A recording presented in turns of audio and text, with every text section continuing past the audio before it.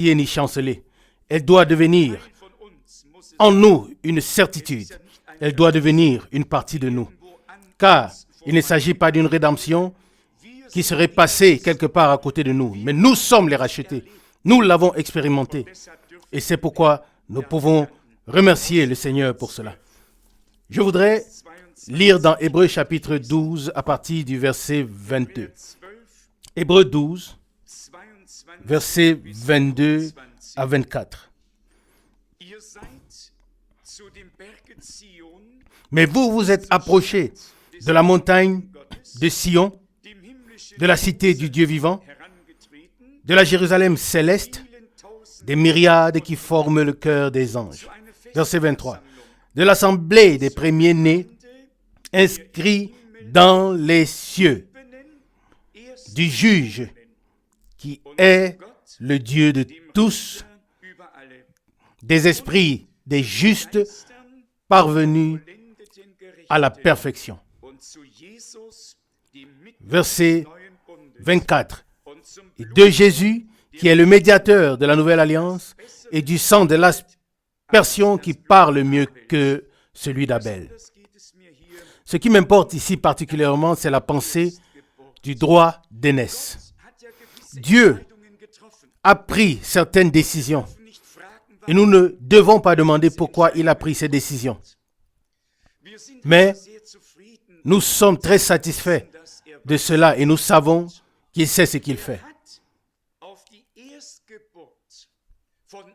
Dès le commencement, il a placé une bénédiction toute particulière sur le droit d'aînesse. Et cela doit devenir clair pour nous tous. Que nous, en tant que premiers-nés, nous sommes bénis de Dieu. Parfois, les gens le sont sans le savoir. Et je voudrais lire à ce sujet dans Exode chapitre 13. Exode chapitre 13. Et ici, au verset 2 et le verset 12. Exode chapitre 13, versets 2 et 12. Consacre-moi tout premier-né parmi les enfants d'Israël, tant les hommes que des animaux. Ils m'appartiennent. Verset 12. Tu consacreras au Seigneur tout premier-né, même tout premier-né des animaux que tu auras. Les mâles appartiennent au Seigneur. Nous verrons de quelle manière Dieu a placé sa bénédiction sur les premiers-nés. Regardons dans l'Ancien Testament. Genèse 25, je voudrais lire le verset 31. Genèse 25, verset 31. Jacob répondit, « Vends-moi aujourd'hui ton droit d'aînesse. »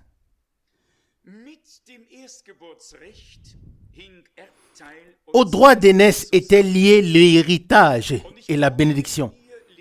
Et je crois que lorsque nous lisons que nous sommes héritiers de Dieu et co-héritiers de Christ, il y a plusieurs passages bibliques dans ce sens.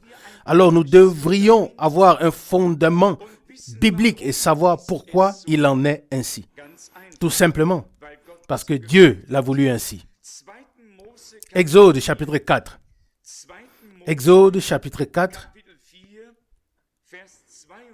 versets 22 et 23. Exode 4, versets 22 et 23. Tu diras à Pharaon, ainsi a parlé le Seigneur. Israël est mon fils premier-né. Ainsi a parlé le Seigneur. Israël est mon fils premier-né. Verset 23. C'est pourquoi je t'ordonne, laisse mon fils aller pour qu'ils me servent. Si tu refuses de le faire, si tu refuses de le laisser aller, voici, je ferai mourir ton fils et ton premier-né. Dieu a fait un choix. Il a d'abord pris un homme appelé Abraham, puis est venu Isaac, puis Jacob, puis sont venus les 12 tribus, puis le peuple d'Israël, puis l'alliance, puis les promesses. Dieu a simplement planifié ainsi et il a agi. Mais il a placé une bénédiction particulière sur le droit d'aînesse. Même Abel a déjà offert au Seigneur le premier-né de son troupeau. Lisons à cela le psaume 89, la promesse dans l'Ancien Testament que notre Seigneur serait le premier-né parmi plusieurs frères. Psaume 89, verset 28. Psaume 89, verset 28. Et moi, je ferai de lui le premier-né, le plus élevé des rois de la terre. Nous avons souvent souligné dans la prédication que tout ce que nous devions devenir, il devait d'abord l'être lui. Nous n'aurions jamais pu devenir des fils et des filles de Dieu s'il n'avait pas été fils de Dieu. Nous n'aurions jamais pu être un peuple de sacrificateurs si lui, il n'était pas devenu souverain sacrificateur. Nous n'aurions pas pu devenir des rois si lui-même, il n'était pas roi. Uniquement ce qu'il peut être produit, il le produit en nous et cela, nous pouvons le devenir. De même, pour le droit d'aînesse, il devait et il était le premier-né et nous sommes les premiers-nés. Dans Luc chapitre 2, au verset 23, il est écrit,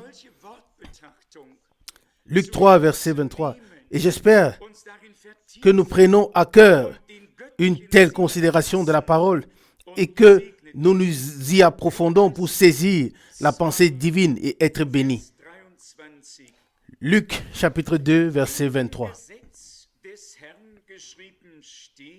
Selon ce qui est écrit dans la loi du Seigneur, tout mâle premier-né sera consacré au Seigneur. Ici, Jésus fut amené au temple. C'était ainsi. Et il a été consacré à Dieu. Vous connaissez tous la différence entre le fait qu'il est devenu un homme et le fait qu'il demeure Dieu. Le ciel n'était pas vide lorsque le Seigneur était sur la terre.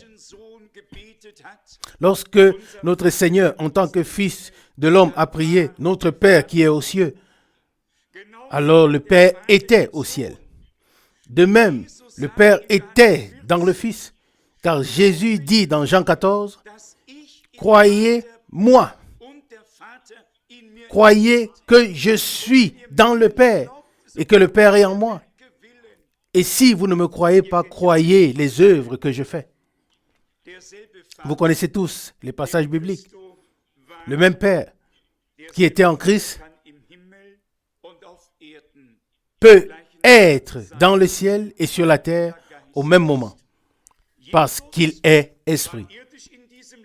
Jésus était sur la terre dans un corps de chair, limité dans le temps, soit à Jérusalem, soit à Samarie. Il ne pouvait pas être partout. Il était là où il était. Mais en tant qu'esprit, Dieu est omniprésent, comme nous l'avons déjà dit. Premièrement, comme nous l'avons déjà dit, dans le ciel comme sur la terre. Tout premier-né me sera consacré. C'est une loi de Dieu, une décision de Dieu. Que la consécration et la bénédiction puissent reposer sur le droit d'aînesse, le premier-né. Romains chapitre 8, verset 29. Une parole que nous connaissons tous très bien. Romains 8, verset 29. Car ceux qu'il a connus d'avance, il les a aussi prédestinés à être semblables à l'image de son Fils, afin que son Fils fût le premier né d'entre plusieurs frères. Le premier né parmi plusieurs frères. C'est pourquoi Jésus a dit après sa résurrection, « Va trouver mes frères et dis-leur. » Et lorsqu'il dit ici dans Jean 20, verset 17,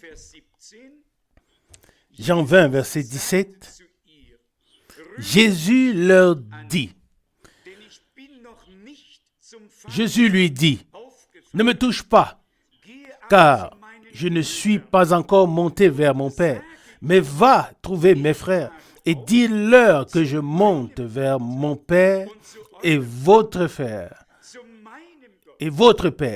vers mon Dieu et votre Dieu. » De même que le Fils de Dieu est né de Dieu par l'Esprit, de même, nous sommes, en tant que fils et filles de Dieu, nés de nouveau par le même Esprit pour une espérance vivante. Il n'y a qu'un seul Père, et il est dans le ciel. Et il est Père de tout ce qui est appelé enfant. Ce qui est merveilleux, c'est que nous pouvons prendre chaque passage biblique tel qu'il nous a été laissé et le croire ainsi. Il existe une direction de foi appelée Jésus seul, en allemand traduit Jesus allein, qui doit contourner de tels passages bibliques, et ils le font. Celui qui croit à la Trinité évite les passages bibliques qui ne correspondent pas à leur concept, et celui qui croit à autre chose évite d'autres passages bibliques. Ce qui est merveilleux, c'est que nous pouvons dire de manière sincère que nous n'évitons aucun passage biblique, aucun. Tout au contraire, nous nous réjouissons de chaque passage biblique. Imaginez-vous qu'il n'y avait pas ce passage ici. Va dire à mes frères, je monte vers mon Père et votre Père. Comment pourrions-nous prier?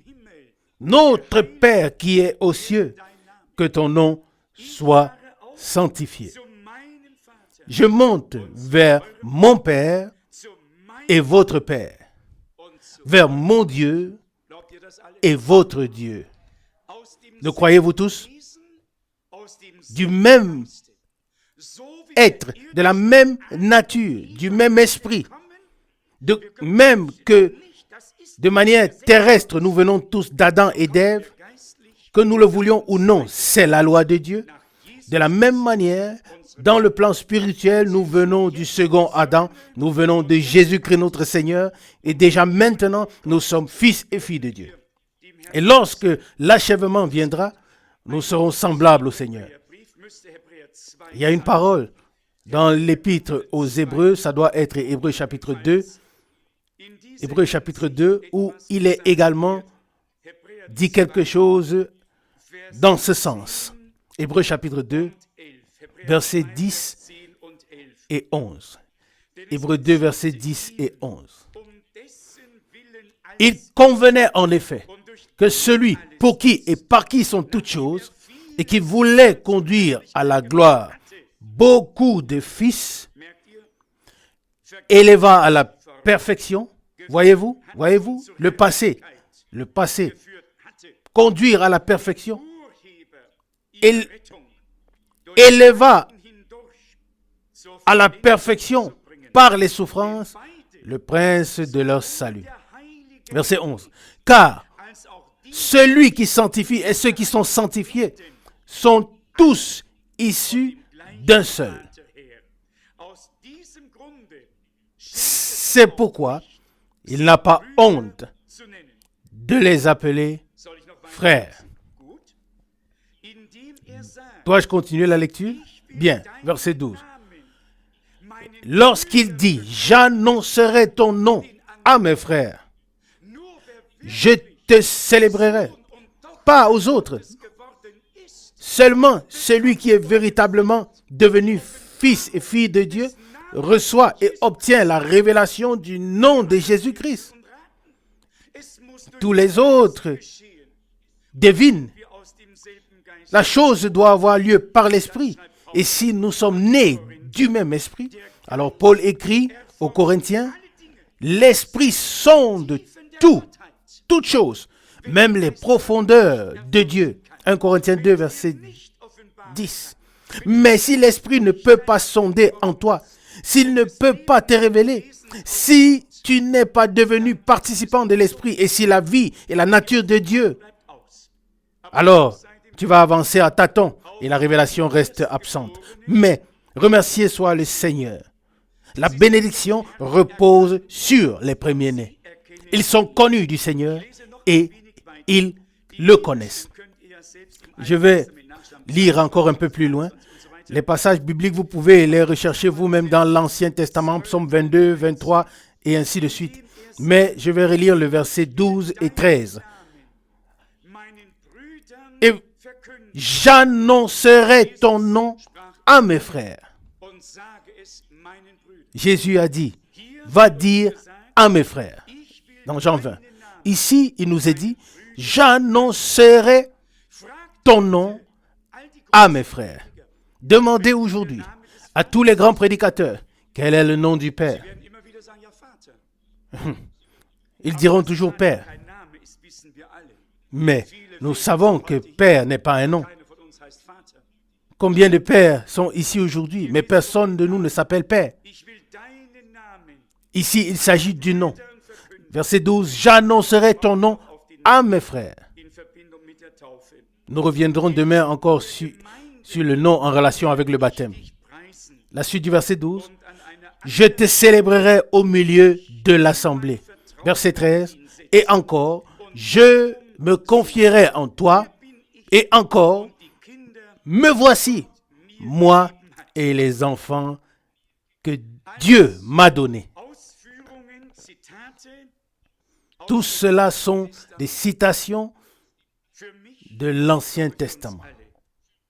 Pour moi, et je crois pour nous tous, c'est quelque chose de merveilleux. Dieu a produit selon son espèce. Et comme je le dis souvent, il a fait en Jésus-Christ le commencement de cette création divine. Et cela signifie, Apocalypse chapitre 3, verset 14. Apocalypse 3, non, c'est le premier verset. Apocalypse 3, verset 14. Voici ce que dit l'Amen, le témoin fidèle et véritable, le commencement de la création de Dieu. Apocalypse 3, verset 14. Le commencement de la création de Dieu. Pas le commencement de la création du monde, du ciel et de la terre, de l'univers, mais le commencement de la création de Dieu. Ce qui est engendré, oui, l'enfant qu'elle concevra vient du Saint-Esprit, le commencement d'une seconde création. Et comme tous meurent en Adam, de même aussi tous revivront en Christ. Il a ôté à la mort sa puissance. Mais ici, il s'agit bien plus que d'être simplement un croyant. Il s'agit de reconnaître et d'expérimenter que Dieu a une troupe des prémices. Beaucoup sont appelés, peu sont élus. Les élus forment l'Église épouse du Seigneur et participent à la première résurrection. Les autres ne viendront qu'après le millénaire pour le jugement final et devront avoir leur jugement là-bas. Je voudrais continuer la lecture en relation avec Hébreux 2, verset 11. Car celui qui sanctifie et ceux qui sont sanctifiés sont tous issus d'un seul. À cela, Jean 17, verset 19. Les passages bien connus, Jean 17, verset 19. Et je me sanctifie moi-même pour eux. Aurais-tu pu te sanctifier? Aurais-je pu me sanctifier? Je vous l'ai déjà raconté. J'étais un jour assis dans l'avion et il y avait 3 sièges. Un siège était libre, mais à la fenêtre, il y avait une sœur religieuse et elle avait probablement peur. Et avant que l'avion ne puisse bouger, elle a fait le signe de croix. Et j'ai dû directement demander ce qu'elle avait fait. Et elle a dit qu'elle s'était bénie. Et cela m'a directement donné la connexion. Et j'ai dit, je n'ai pas besoin de ça. J'ai besoin de la bénédiction de Dieu. Ma bénédiction propre ne me suffirait pas. Et nous sommes tombés dans une conversation. Mais maintenant, sur ce sujet, aurais-je pu te sauver, te bénir, te sanctifier? Qu'aurions-nous pu faire? Rien. Et jusqu'au jour d'aujourd'hui, tout est l'œuvre de Dieu, du commencement jusqu'à la fin. Et cette œuvre est accomplie en nous et avec nous. Et nous en sommes reconnaissants. Et nous, dans Jean, chapitre 17, verset 19, encore une fois, et je me sanctifie pour eux, afin qu'eux aussi soient sanctifiés par la vérité. Tout vient de Dieu. Nous n'avons rien apporté, mais nous emportons tout ce qu'il nous a donné. Même lorsque nous quittons cette terre, tout ce qui est d'origine terrestre reste ici, mais ce que nous avons reçu de Dieu, nous l'emportons avec nous. Je voudrais à ce sujet lire dans 1 Pierre chapitre 1 Pierre, je crois c'est 1 Pierre chapitre 1, un verset plus loin que celui que nous avons lu ce matin. 1 Pierre chapitre 1, oui, verset 18. 1 Pierre 1, mes lunettes sans but, de telle sorte que je ne peux plus bien lire. Peut-être je vais lire sans lunettes. Oui, ça va aussi. Oui, en effet, ça va. 1 Pierre 1, verset 18. Sachant que ce n'est pas par des choses périssables, par de l'argent ou de l'or, que vous avez été rachetés de la vaine manière de vivre que vous aviez hérité de vos pères, mais par le sang précieux de Christ, comme d'un agneau sans défaut et sans tache. En réalité, je cherchais un autre passage. Peut-être que c'est... Oui, vraiment, il faut garder les passages. Oh oui, c'est ici. Le verset 14, excusez-moi. 1 Pierre 1, verset 14. Comme des enfants obéissants, ne vous conformez pas aux convoitises que vous aviez autrefois quand vous étiez dans l'ignorance. Mais, puisque celui qui vous a appelé est saint, vous aussi soyez saints dans toute votre conduite. Selon qu'il est écrit, verset 16, vous serez saints car je suis saint. Cette consécration, cet abandon et le fait d'arriver réellement à être en accord avec la parole puis d'être sanctifiés par l'Esprit de Dieu dans cette vérité divine, c'est-à-dire dans une pleine conformité avec ce que Dieu exige dans sa parole, exige de nous dans sa parole. Non pas ton propre concept, avec une piété et une sainteté fabriquées par toi-même, mais que signifie cette parole? Être mis à part, consacré à Dieu, établi par Dieu pour un but précis. Nous aussi, nous avons été mis à part, consacrés à Dieu, ayant été mis en accord avec lui et sa parole dans cette harmonie divine, dans cet accord avec Dieu. Et cela ne se produit réellement que lorsque toute opposition disparaît et que nous sommes d'accord avec chaque parole de Dieu, que nous nous placions sous chaque parole de Dieu, que nous l'acceptions comme vraie et juste pour nous, et que toute résistance intérieure soit cessée, et que nous nous soumettions réellement comme Dieu le veut. Il y a quelque temps, oui, il y a quelques heures à peine, une dame, ou plutôt une sœur, oui, c'est peut-être mieux de le dire ainsi, elle a parlé de la relation entre l'homme et la femme. Elle voulait affirmer qu'elle ne voulait plus être dominée ou dirigée.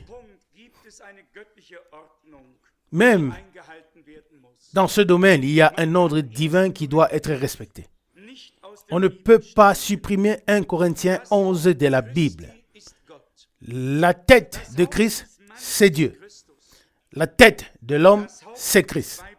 La tête de la femme, c'est l'homme. C'est comme ça que c'est écrit dans 1 Corinthiens 11. Il faut dire un oui à chaque parole de Dieu.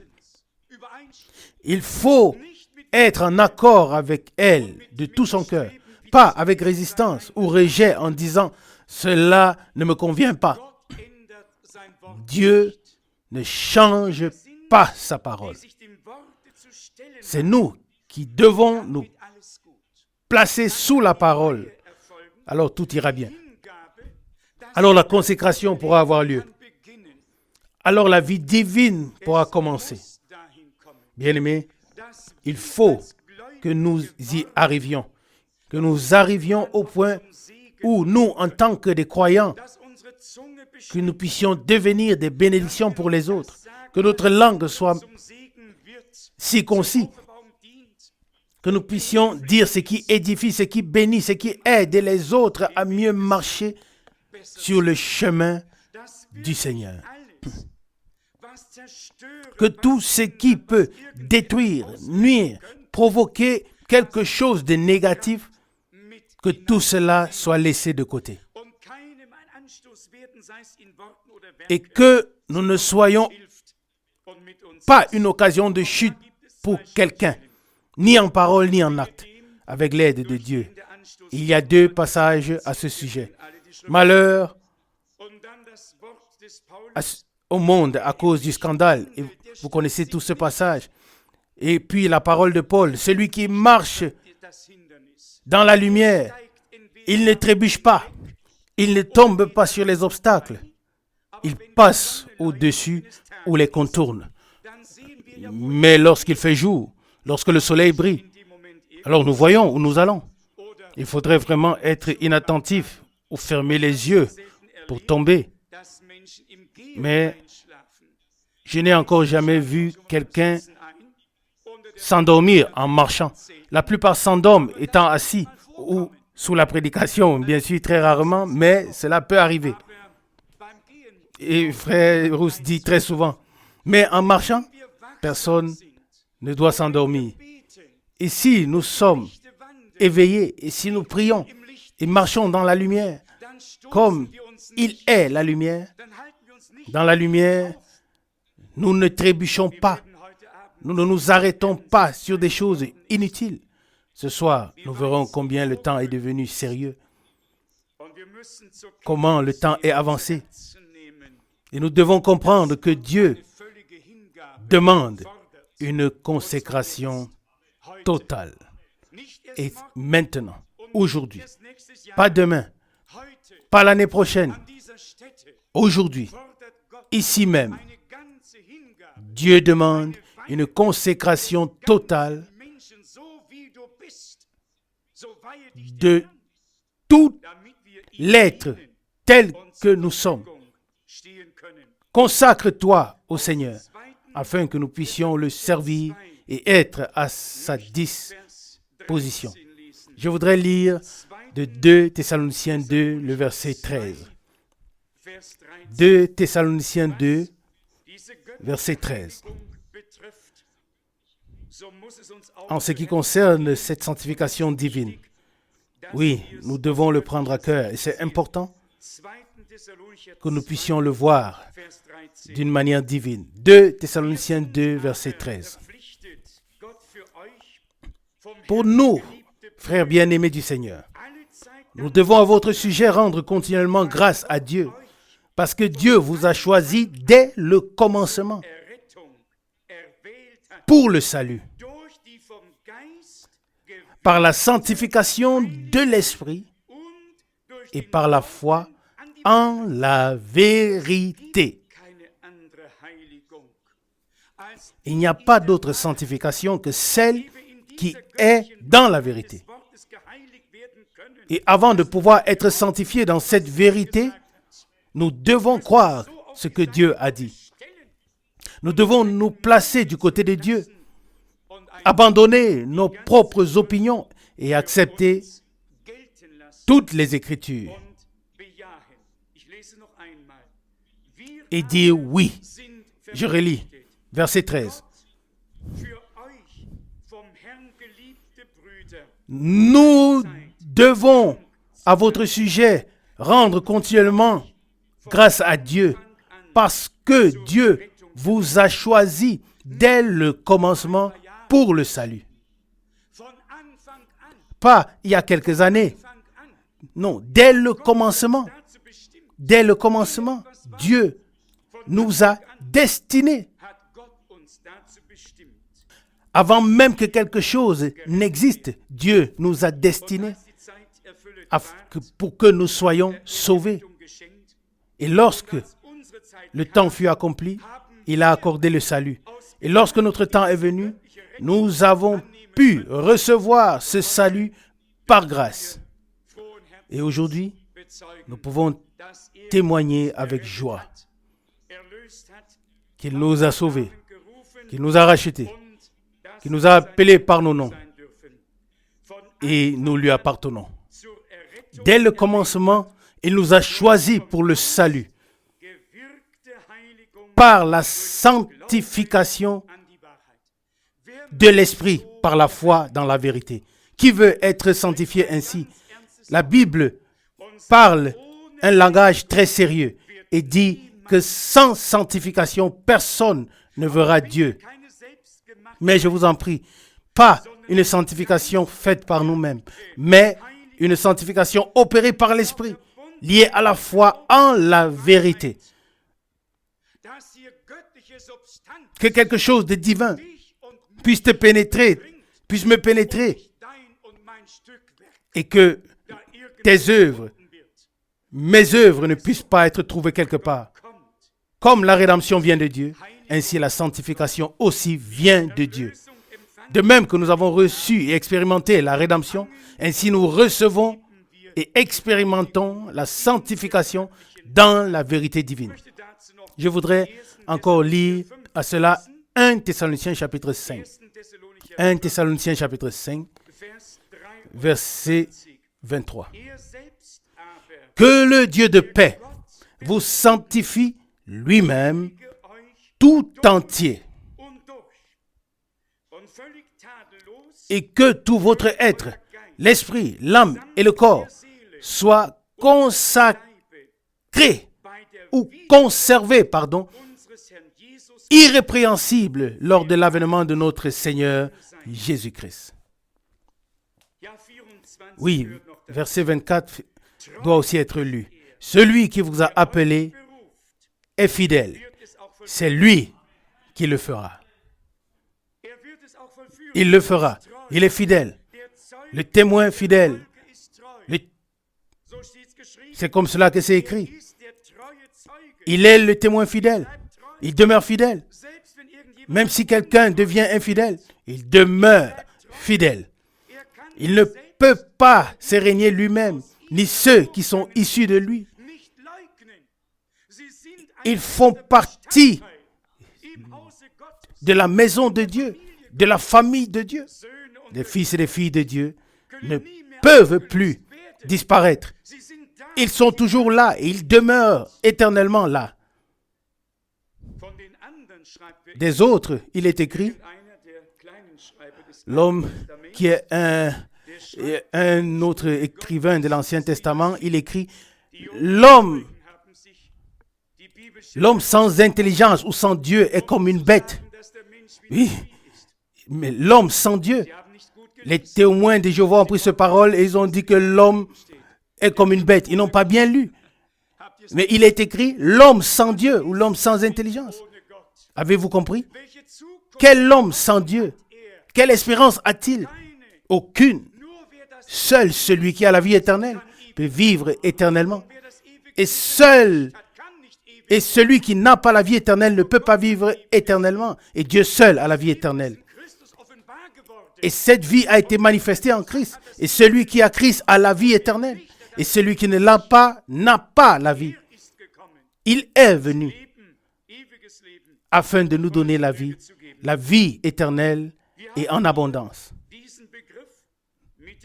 Nous avons ici cette expression avec le retour, en lien avec le retour du Seigneur. Verset 23. Que le Dieu de paix vous sanctifie entièrement et que tout votre esprit, votre être, l'esprit, l'âme et le corps, l'homme tout entier, soit conservé irrépréhensible lors de l'avènement de notre Seigneur Jésus-Christ. Verset 24. Celui qui vous a appelé est fidèle et il le fera. Hébreux 10, verset 10. Hébreux 10, verset 10. Et c'est en vertu de cette volonté que nous sommes sanctifiés par l'offrande du corps de Jésus-Christ une fois pour toutes. C'est accompli. De même que nous devons accepter la rédemption pour vivre en tant que rachetés par la grâce de Dieu, de même, nous devons accepter la sanctification comme un don de Dieu pour vivre une vie consacrée à Dieu. Cela ne viendra pas de quelque part. Cela nous a déjà été donné. Et le Seigneur veut que cela se manifeste dans notre vie. Je relis le verset 10, Hébreux 10. Et peut-être nous devrions ici commencer à partir du verset 6. Hébreux 10, verset 6. Tu n'as agréé ni holocauste, ni sacrifice pour le péché. Alors j'ai dit, voici je viens. Dans le rouleau du livre, il est question de moi, pour faire, ô Dieu, ta volonté. Je viens pour faire ta volonté, ô Dieu. Après avoir dit d'abord, verset 8, tu n'as voulu et tu n'as agréé ni sacrifice, ni offrande, ni holocauste, ni sacrifice pour le péché, ce que l'on offre selon la loi. Verset 9, il dit ensuite, voici, je viens pour faire ta volonté. Il abolit ainsi la première chose pour établir la seconde. Je viens pour faire ta volonté. Et maintenant, vient le verset 10.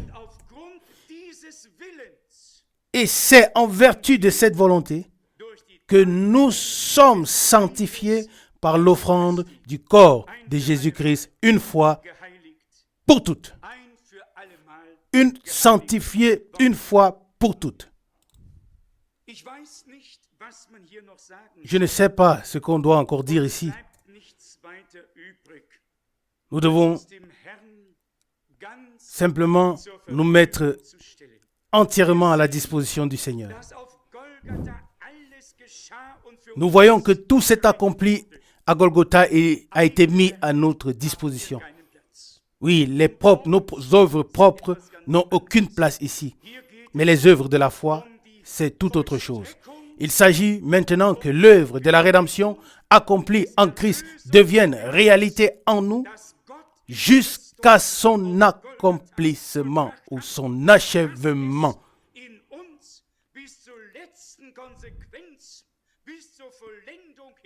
Jusqu'à son achèvement par la puissance de Dieu par grâce.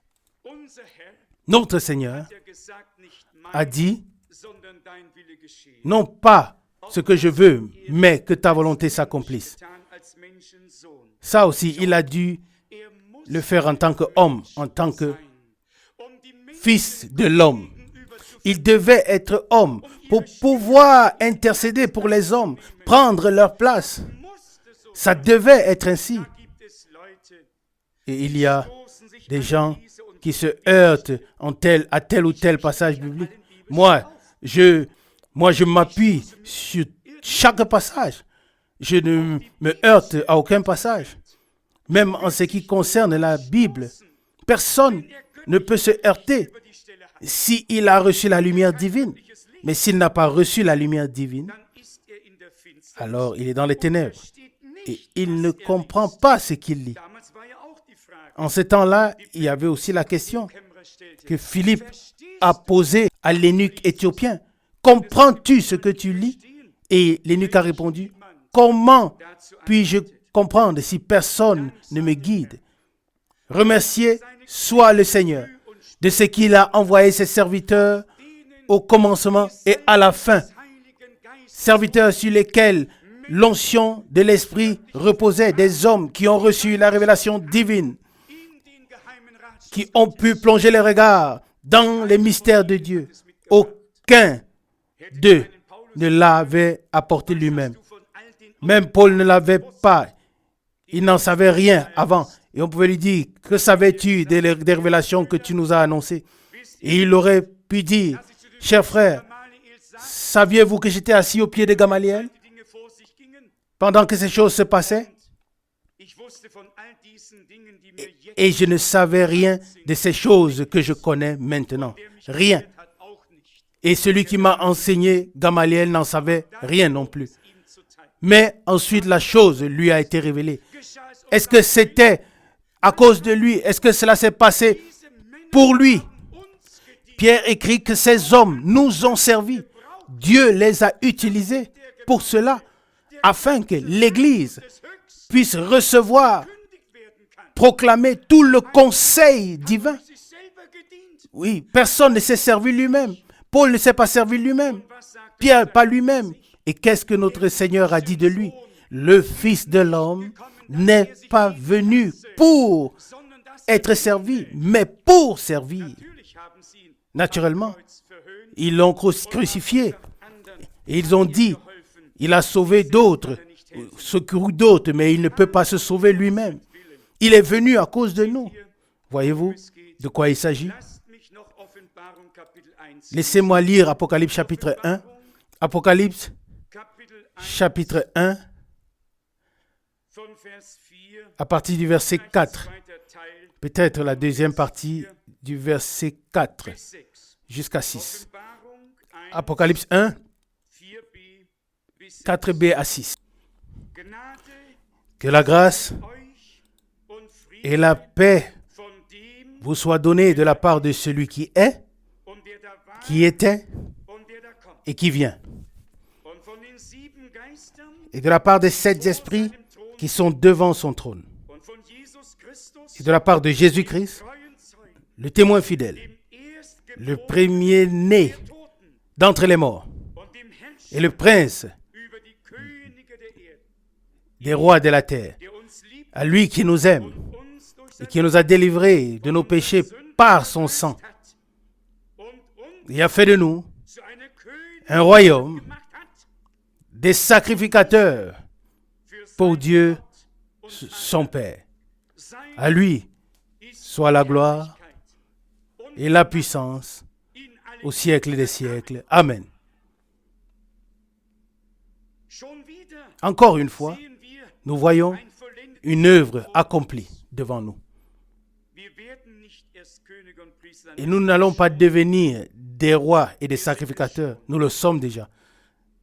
Nous le sommes déjà. Nous ne serons pas les rachetés. Nous sommes rachetés. Nous ne serons pas enfants de Dieu. Nous le sommes déjà. C'est accompli. C'est accompli.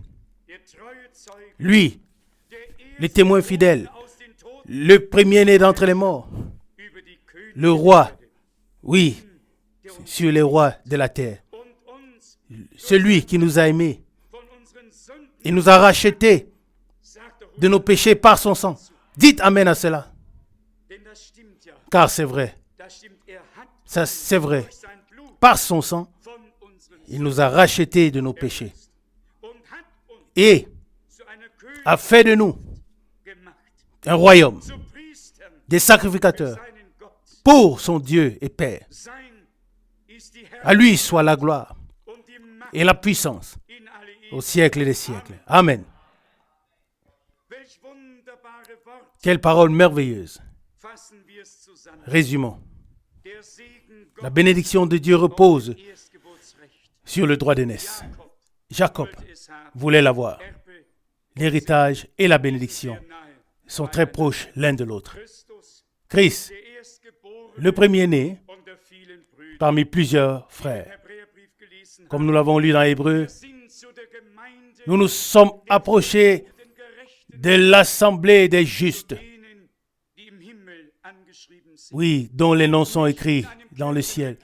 Nous ne sommes pas inscrits dans un registre d'une paroisse quelque part, mais dans le livre céleste.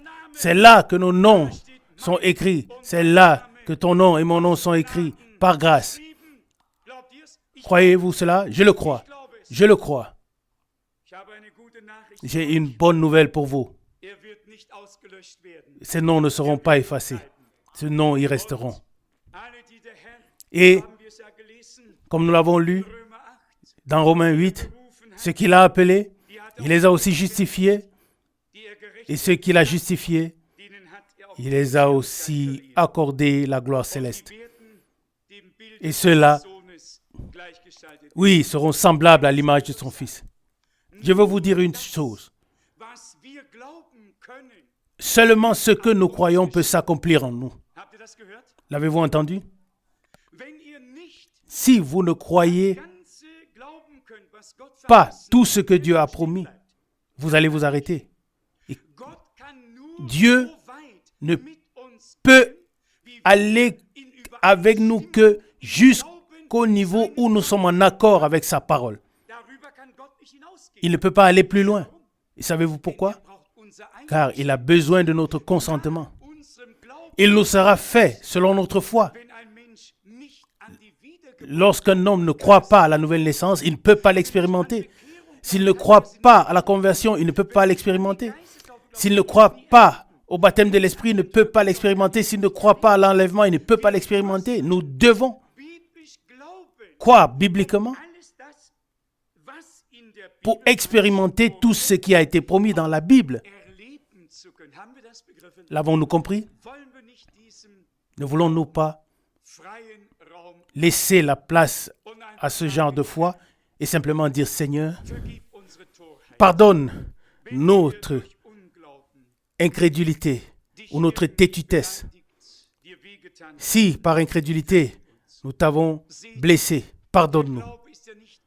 Voyez-vous, la foi n'est pas en nous-mêmes. Nous ne croyons pas en nous, mais nous croyons en celui qui a donné les promesses et qui les a accomplies.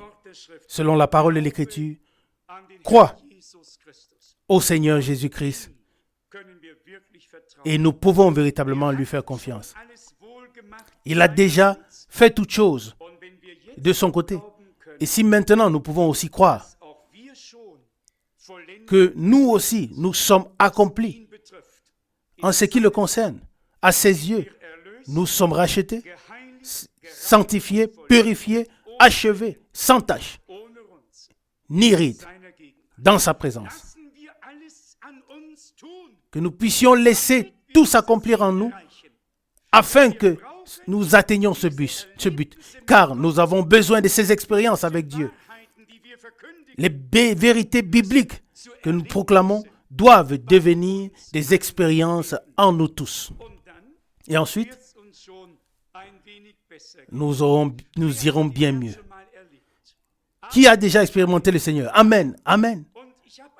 Et j'ai une bonne nouvelle. Nous avons goûté combien le Seigneur est bon. Oui, et c'était juste un petit essai. Maintenant, nous allons l'avoir dans sa plénitude. Nous allons expérimenter que le Seigneur est bon, qu'il est fidèle, qu'il est véritable, qu'il est tout-puissant, qu'il est présent. Oui, qu'il est tout. Et qu'il va nous secourir dans tous nos manquements. Et son peuple aura les dons en plénitude. Et les dons viendront. Oui, Ésaïe 12 s'accomplira. Que avec joie, nous puissions puiser, oui, de la source du salut. Pas avec timidité, pas avec tremblement, mais avec joie, dans la foi, dans la certitude que Dieu tient sa parole et qu'il n'attend uniquement que la foi soit manifestée en nous et qu'elle croit afin qu'il puisse faire ce qu'il veut. Bien-aimés, je ne le dis pas avec légèreté. Je le dis avec conviction. Je crois que nous sommes une petite partie du grand troupeau de Dieu élu avant la fondation du monde, le groupe des premiers-nés.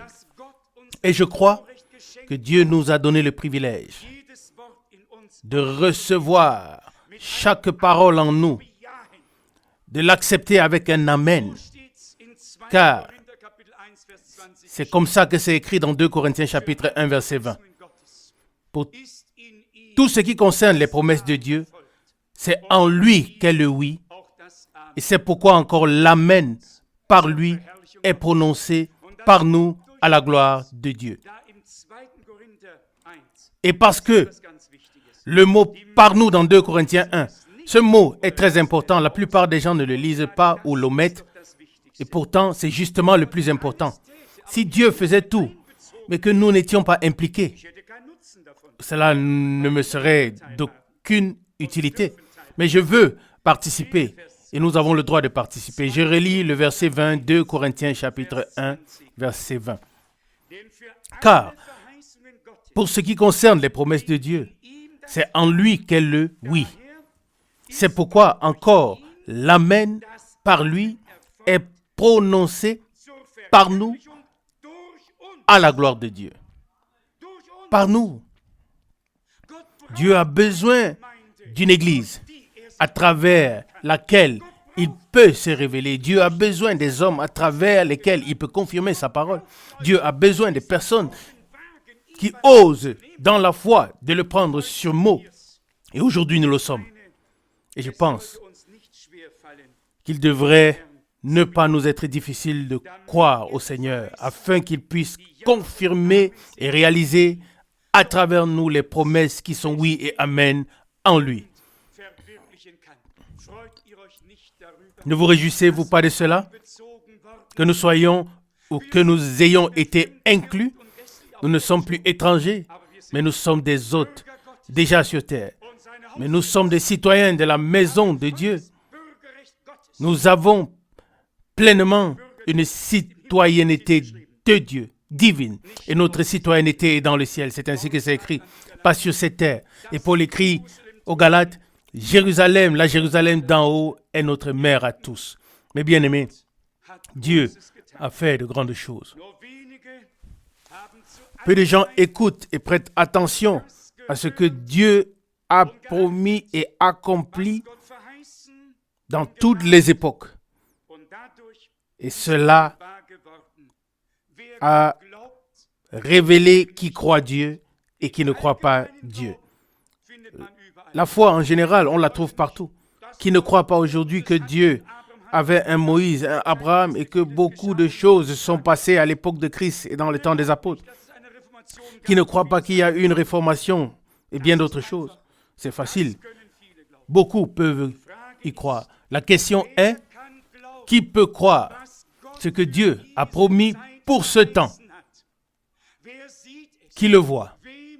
À qui le bras du Seigneur a-t-il été révélé?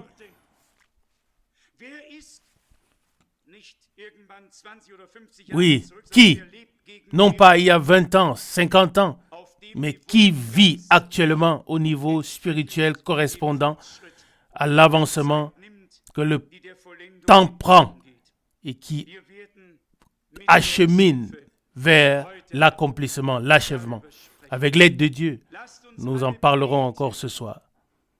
Prions tous, encore plus intimement qu'avant, et demandons à Dieu qu'il puisse parler et agir aussi librement qu'il le souhaite. Que nous ne soyons pas des obstacles, mais que nous soyons à sa disposition. Et nous voulons le faire dans la foi, sachant qu'il est fidèle. Il nous donnera ce dont nous avons besoin. Et il nous mettra à la page dans le royaume de Dieu. À lui, le Dieu Tout-Puissant, qui nous a rachetés en Christ, notre Seigneur. À lui, le Père, qui est devenu notre Sauveur dans son Fils. À lui soit rendu l'honneur et la louange. Nous sommes ce que Dieu a fait de nous, et non pas ce que le péché et le diable a fait de nous. Non, cela n'est plus valable. Nous sommes rachetés. Dieu nous a reçus et acceptés dans sa grâce, et nous pouvons être sa propriété. En tant que prémisse, il nous a fait connaître son nom, nous a révélé ses mystères. Oui, il s'est révélé lui-même à nous. Pour cela, nous lui sommes reconnaissants. Dans mon cœur, il y a de l'adoration et de la louange. Et j'espère que chacun ressent la même chose dans son cœur. Que véritablement, en cette heure, nous puissions ensemble, d'une seule voix, rendre gloire à notre Seigneur, notre Dieu, pour ce qu'il a déjà fait pour nous. Et nous avons la confiance que ce qui reste et qui est en réalité déjà là, mais que nous n'avons pas encore accepté, expérimenté. Mais du côté de Dieu, du point de vue de Dieu, tout est prêt pour que nous puissions le recevoir, que nous puissions l'expérimenter afin que notre Seigneur soit glorifié et honoré. À lui soit la louange, maintenant et pour toute éternité. Amen. Levons-nous, nous inclinons nos têtes pour la prière. À l'époque, le Seigneur a demandé à Pierre, « M'aimes-tu? M'aimes-tu plus que ceci ?» Et il a donné la réponse, « Oui, Seigneur, je t'aime. » Et la deuxième question était, « M'aimes-tu? » Et puis la troisième fois, « M'aimes-tu? » Puis vient la réponse, « Seigneur, tu sais toutes choses. Tu sais que je t'aime. » Aujourd'hui, on nous demande, et Jésus a dit, « Si vous m'aimez, gardez mes commandements. » Il dit, « Je vous donne un commandement nouveau. Aimez-vous les uns les autres. » Dans cet amour divin, nous devons nous aimer les uns les autres comme Dieu nous a aimés. Jean écrit que nous devons donner notre vie pour nos frères. L'amour doit être si profond, si total. Récemment, un frère bien-aimé qui est ici aujourd'hui m'a dit, frère Franck, j'aurais donné ma vie pour toi. Peut-être faisait-il référence aux années ou aux jours où ma situation était un peu difficile et compliquée. Mais j'ai été tellement bouleversé, submergé, qu'un frère me dise, j'étais prêt à donner ma vie pour toi. C'était la première fois que j'entende de telles paroles. Mais ça montre comment l'amour de Dieu peut être intime et profond. Je l'ai aussi fait une fois, lors de l'enterrement de Frère Branham. J'étais prêt à donner ma vie s'il revenait à la vie. Il y a des moments dans notre vie où l'amour de Dieu nous imprègne, nous transperce tout simplement. Et alors c'est réel. Et cela ne résulte pas d'une réflexion, mais d'une situation où il n'y avait pas d'autre solution. Bien-aimés, aujourd'hui la question est la suivante. Avons-nous seulement chanté, prêché, parlé de l'amour, ou voulons-nous la mettre en pratique? Voulons-nous faire ce qu'il nous a commandé? Aimez-vous les uns les autres comme je vous ai aimé. Acceptez-vous comme Dieu vous a accepté en Christ. Le mur de séparation a été ôté. Ce qui séparait n'existe plus. Ce n'est plus là. Si c'est encore là, c'est que l'ennemi est à l'œuvre. Jésus a dit, comme nous l'avons lu dans l'épître aux Colossiens et l'épître aux Philippiens, il a ôté le mur de séparation, déchiré l'acte de condamnation, et ceux qui étaient proches, ceux qui étaient loin, nous sommes devenus proches, unis, transformés en artisans de paix. Que Dieu nous fasse grâce, ou que nous soyons d'être bénis par Dieu, consacrés à lui, à sa disposition, utilisés par lui, et devenir des bénédictions pour les autres. Ces réunions ne sont pas là pour que l'un prêche à l'autre ou interprète les Écritures. Ces réunions sont là pour qu'ensemble nous puissions écouter la parole de Dieu et que nous utilisions le temps entre les réunions pour remuer la parole dans nos cœurs et pour la conserver, pour y réfléchir et remercier Dieu. Il y a une parole dans le prophète Michée. Celui qui est sage en ce temps, qu'il se taise. C'est Amos 5,13. Le sage en ce temps se tait. Que Dieu nous accorde la grâce de savoir quand et où nous devons parler, quand et où nous devons nous taire, afin que nous puissions vraiment être un peuple béni de Dieu. Nous avons le désir, non seulement d'être croyants, mais nous voulons que Dieu arrive à ce qui lui revient de droit avec nous. Et nous voulons aussi devenir ou obtenir le droit que Dieu nous a accordé, à savoir entrer en possession de tout ce qu'il nous a promis. Que toutes les promesses de Dieu, qui sont oui et amen en lui, puissent se réaliser par nous, afin que Dieu puisse être honoré et glorifié, que sa parole puisse s'accomplir et soit confirmée. Adorons ensemble. Peut-être nous levons les mains et nous chantons tel que je suis, tel cela doit être.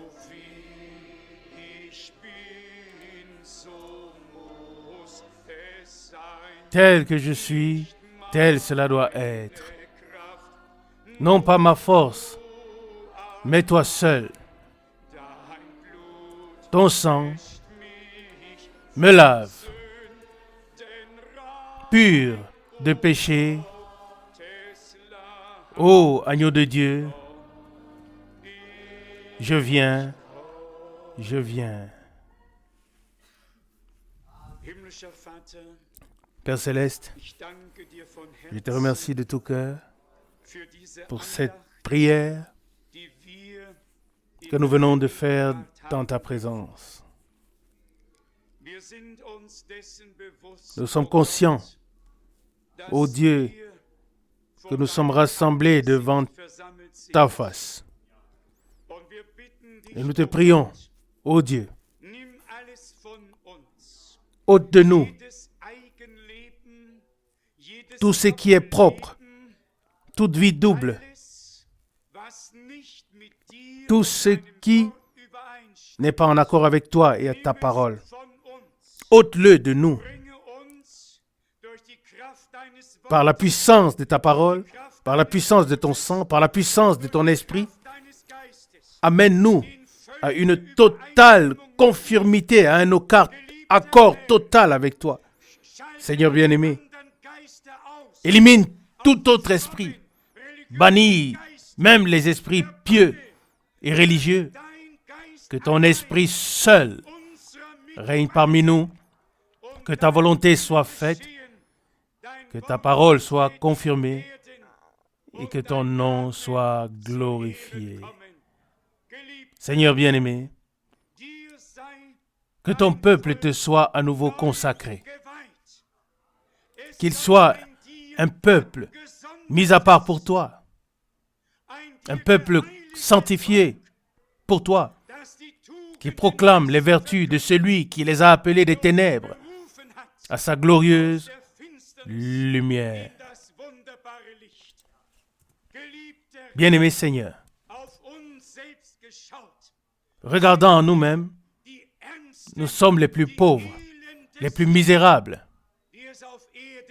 qui puissent être sur terre, les plus faibles, ceux qui ne peuvent rien. Mais tu as choisi ce qui n'est rien aux yeux du monde, afin que la gloire ne revienne pas à un homme, mais à toi seul. Ô Seigneur, je te loue, je te remercie. Tu l'as caché aux sages et aux intelligents, et tu nous l'as révélé. Que ton nom merveilleux et saint soit loué et glorifié. Sanctifie ce lieu, sanctifie ton peuple et bénis-nous de la richesse de ta grâce. Dans le saint nom de Jésus, alléluia, alléluia. Que tout le peuple dise alléluia, amen. Gloire à Dieu le Seigneur. Alléluia, alléluia, alléluia.